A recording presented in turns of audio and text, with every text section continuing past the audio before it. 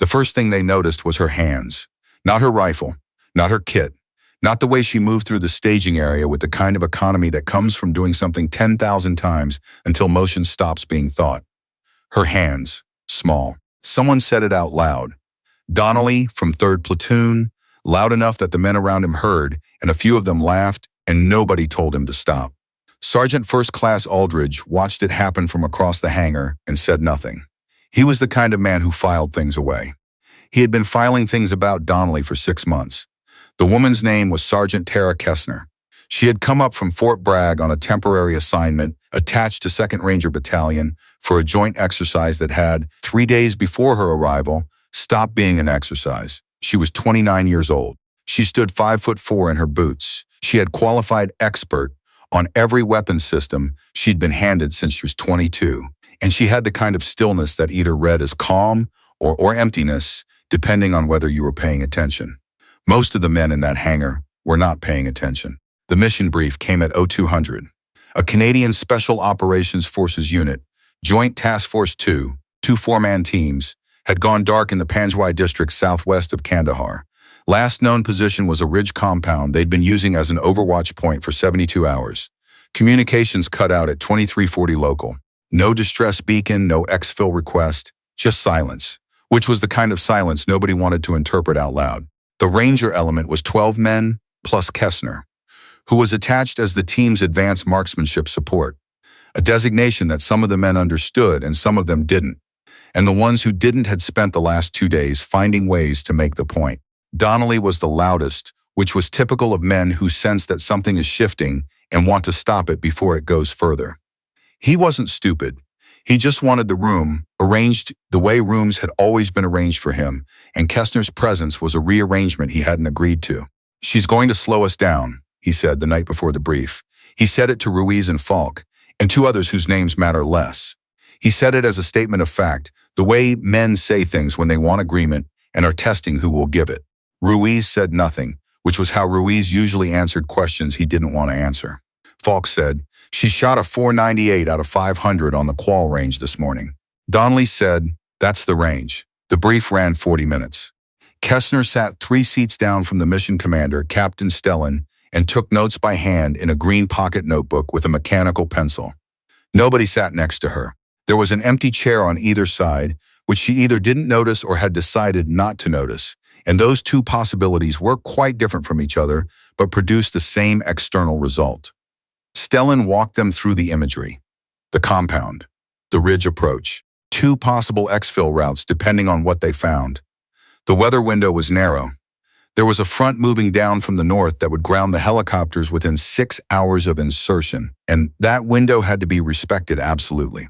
Because a stranded element in Panjwai with no air support and no comms was a problem that generated more problems in a geometric progression that nobody wanted to calculate.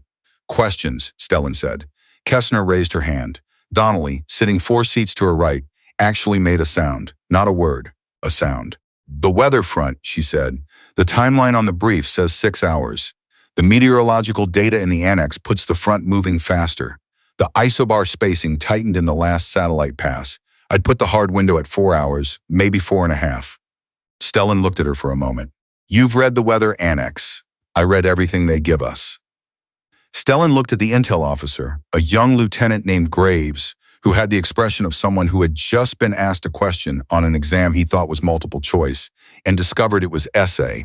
"Sergeant Kessner may be right," Graves said, in the tone of a man not committing. Stellan said, "We plan for 4 hours. Briefs updated? Anything else?" There was nothing else. Donnelly said nothing. He was doing the arithmetic on 4 hours versus 6 hours and arriving at a conclusion he didn't like, which was that the woman who shouldn't be there had just changed the mission timeline based on something she'd read in a document that he had not read, and that this was a version of competence he had not prepared for. They lifted off at 0340. The approach was 40 minutes of low flight through the dark, and then the helicopter set down on a flat shelf of ground 2 kilometers from the ridge, and they were out and moving before the rotors had wound down. The ground was hard. Not the soft sand of the lower valleys. This was the high country, ground that had been frozen and thawed so many times it had the texture of broken concrete under a thin skim of dust. It took elevation quickly. Within 20 minutes they were climbing a slope that, required hands as well as feet, and Kessner climbed it with the rifle case on her back, which was a Barrett Mrad in a drag bag that weighed 19 kilograms with the optics and the ammunition load. Donnelly was watching, because Donnelly had decided he was going to watch and find the moment. The moment when she asked for help. The moment when the math of her size and that weight stopped working. The moment did not come. She climbed. She found the same holds the men found and used them differently, with a precision that was less about strength and more about placement. She didn't grab, she positioned. There's a difference, and it matters at altitude, and most people don't understand it until they've been moving in the dark on technical ground for long enough that improvisation stops being an option. Aldridge, who was climbing behind her, watched her and cataloged what he saw. He'd been in the regiment for 11 years. He'd climbed with a lot of people. He noted 3 things. She was not wasting energy. She was not watching her feet when she didn't need to, and she had chosen a line up the slope that was 20 meters to the left of the line the rest of the element was using, and as far as he could tell, her line was better. They reached the ridge at 0530. The compound was 80 meters below the ridge line on the southern face, a cluster of low mud brick structures that had been built into the slope, the way things get built in the Panjwai when the goal is permanence rather than comfort. The JTF2 teams were not visible from the ridge. Their last known position was the central structure, the one with the collapsed roof section on the west side. Kessner set up without being told. This is worth noting, because most people, even experienced people, wait for a direction. They are not lazy. They simply exist in a system that has trained them to receive instruction before acting, and in a novel situation they pause because they are looking for the familiar signal that it's time to begin. She did not pause. She unslung the bag, pulled the rifle, and settled behind it in a single motion that had the character of something practiced rather than performed. She was behind a shelf of rock that she had identified before she'd reached the top. She'd seen it in the imagery, and she'd seen it again during the ascent, and she'd adjusted her line to arrive at it, which explained why her line up the slope had diverged from the elements. Nobody had told her where to set up. She had set up in the right place. Aldridge crouched beside her and glassed the compound with his binos. The other men were spreading along the ridgeline, finding positions, getting eyes down. Movement, said Ruiz, from 15 meters to the left. There was movement. Not the JTF2 teams, the wrong kind of movement. 4 men on the eastern approach to the compound, moving with the controlled speed of people who knew where they were going. And then, as the glass tracked right, 3 more on the north side. And then from the collapsed roof section, 2 more emerging. 9, plus whatever was inside. Contact report, Stellan said, quiet and flat. The radio came to life and stayed alive for the next 20 seconds, while the picture assembled itself in everyone's understanding. The JTF2 teams were inside the central structure. The insurgent element had been there since before last light. The silence on the comms was jamming, portable device, which explained the precision of the blackout and also explained why the Canadians hadn't been able to get a distress signal out. Kessner, Stellan said. I count 9 external, she said. Jammer is probably interior, which means someone stays on until we can get eyes inside. What's your engagement solution? She was quiet for 4 seconds. This is a length of silence that sounds brief when described, but is extremely long when you are lying behind a rifle on a ridge in the dark, with 9 armed men visible below you and a team of Allied soldiers somewhere in the structure beneath them. Sensual, she said. Eastern approach first. They're the closest to a covered position. I need the element to hold until I give the signal, and then I need 2 minutes. Stellan said, 2 minutes is a long time. I know what it is, she said. He gave her the 2 minutes. What followed is difficult to describe accurately, which is not because it was chaotic, but because it was the opposite. Because the absence of chaos is itself a kind of strangeness when you are expecting chaos 9 targets, specific order. She'd been building the sequence in her head since the contact report, arranging them by position and cover, and the angles available to her from the shelf of rock that she'd seen in the imagery and chosen on the ascent. She worked through them without stopping. Donnelly, 40 meters to her right on the ridgeline, heard the rhythm of it. Shot pause, not to reacquire but to assess. Shot. He was counting. He counted 7 before Stellan's voice came on the net, and the Ranger element was moving down the slope, and there was no more counting to do, because the external threat was resolved, and the question now was the interior. The jammer went with the 8th man, who turned out to be inside after all, in a room adjacent to the main structure. The ninth was Ruiz in the end, not Kessner. She was in the building by then, having come down the slope on Stellan's heels, and the ninth was a problem that materialized in a corridor, and Ruiz handled it the way Ruiz handled most problems, which was quickly and without drama. The JTF2 teams were alive. 2 men with injuries, Corporal Bergeron with a through-and-through on his left arm that was manageable and had been managed, and a second man, a warrant officer whose name was not shared, with a broken orbital bone from a rifle butt that had left him non-functional in a way that a broken arm does not. The team's senior NCO, a master corporal named Parrish, looked at Kessner when she came through the doorway, and he looked at the rifle and he said, "That was you on the ridge." She said, "Yes." He said something in a low voice that wasn't meant to carry, and it didn't carry, and it was not repeated. But it was the kind of thing that doesn't need to be repeated. They began the exfil at 0622. The weather front had accelerated. The sky to the north was doing things that sky does when it is reorganizing itself into something worse. And the helicopter window was closing faster than even the updated 4-hour estimate had predicted. Stellan was on the radio with the aviation element while the rest of the team moved. And the word that came back was 30 minutes, which was 30 minutes for the helicopters to reach them, and then whatever time it took to load the casualties and lift, and the ground between the compound and the extraction point was 2 kilometers of the same hard terrain they'd come across in the dark. They moved fast.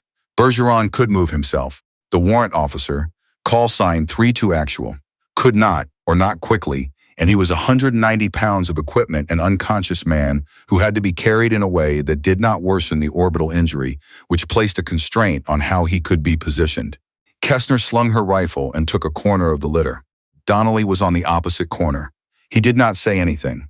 He was breathing hard and moving, and that was what the moment required. And whatever had been his head at 0200 in the staging area had been replaced by the arithmetic of 2 kilometers and 30 minutes and a man who needed to get to a helicopter. They made it in 23 minutes. The sky to the north, by the time the helicopter lifted, had become the kind of sky that ends arguments about timelines. On the aircraft, in the noise and the cold and the particular exhaustion that arrives after the body has been running entirely on its own chemistry for 4 hours, Aldridge sat across from Kessner. She had her eyes closed. The Barrett was across her knees. She was not sleeping. Her breathing was wrong for sleep, but she had gone somewhere interior that was none of his business. And he left her there.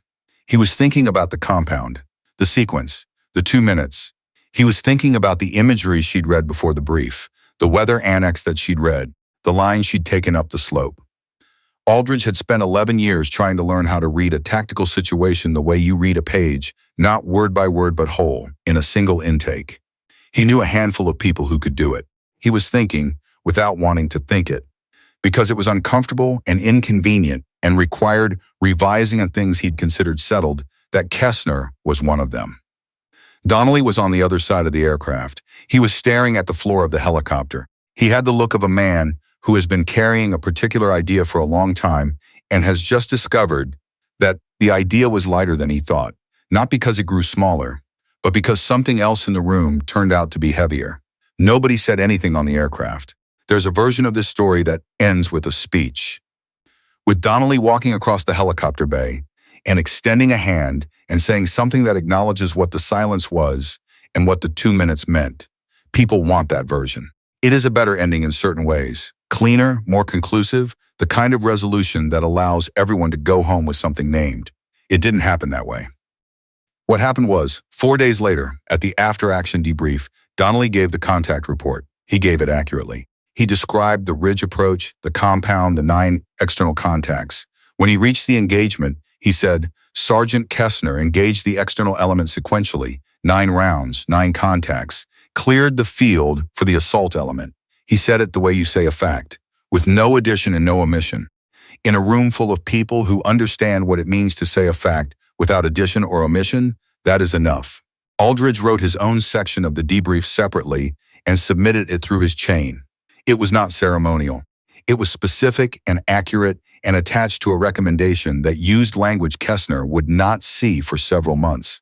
And when she did see it, she would read it twice and then fold it and put it in the green pocket notebook with the mechanical pencil. The JTF2 teams flew back to Canada with their casualties. Master Corporal Parrish sent a message through the liaison officer 3 days after the action. It was 4 sentences.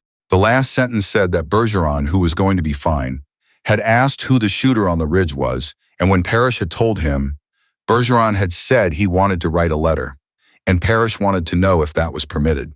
Aldridge forwarded the message to Stellan, who forwarded it to the appropriate office, and the letter came eventually, and Kessner read it in a break room at Fort Bragg with a cup of coffee, an expression that nobody in the room could quite read and didn't try to. She folded that letter too.